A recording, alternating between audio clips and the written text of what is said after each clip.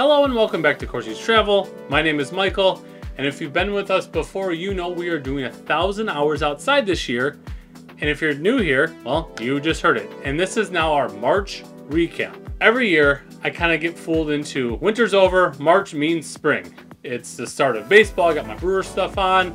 It's the start of various spring activities, and every year I get disappointed. We get snow, it's cold, it rains, it's miserable. So just a forewarning, this is kind of a rough month. We'll go through the numbers a little bit later in the video, but first I want to go through positives, a negative, and a quick tip. So first I'm going to change things up. I'm going to start off with the negative. Now the negative for this month is not the weather.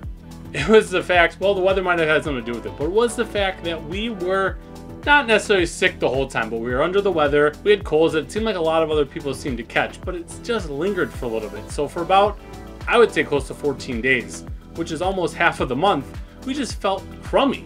And it was kind of a bummer. The weather wasn't the greatest, but after you're done with work, whether you were feeling up to it or not, it seemed like we just didn't want to go outside. We're all healthy now, knock on some wood, find some wood to knock on, and we're moving forward. But that just, it happens. It happens with any kind of spring weather. The temperatures were up, they were down, and we just ended up getting sick. But now let's get into the positive for the month.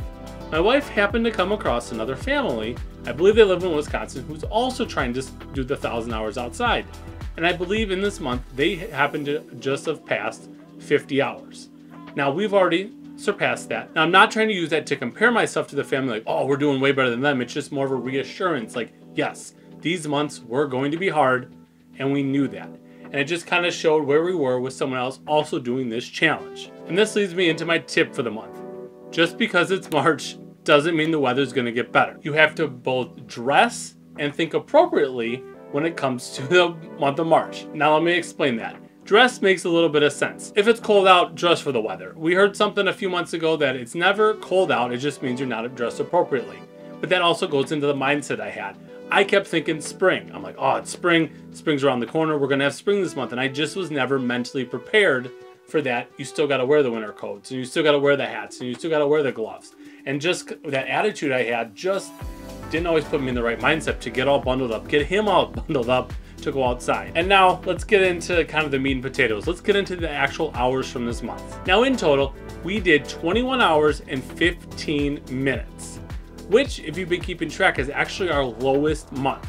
Now granted, back in January, we had a trip to Florida where in that week alone, we got well over 20 hours just in 4 days in Florida. But in this whole month, we only got 21 hours and 15 minutes. And that breaks out to just about 0.69 hours per day.